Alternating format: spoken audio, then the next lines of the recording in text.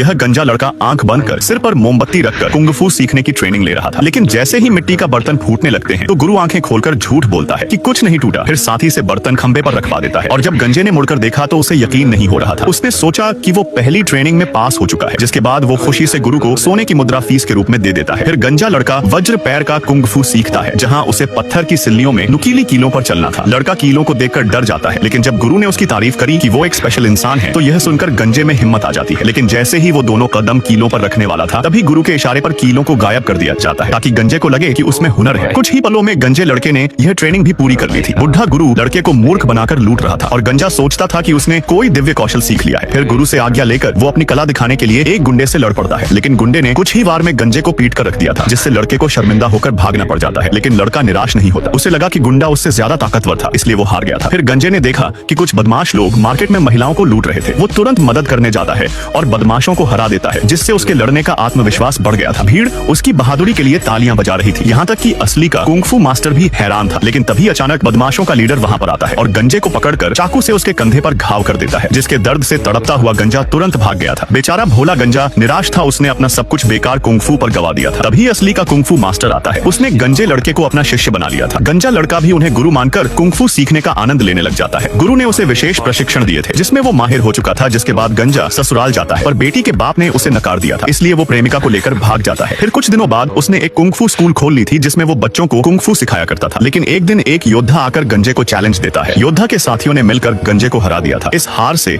उसे अपनी कला पर संदेह होने लगता है, लेकिन बीवी के जादुई नुस्खे से उसमें ऐसी ताकत आ गई थी कि अगली सुबह उसने अकेले ही कई योद्धाओं को पछाड़ दिया था।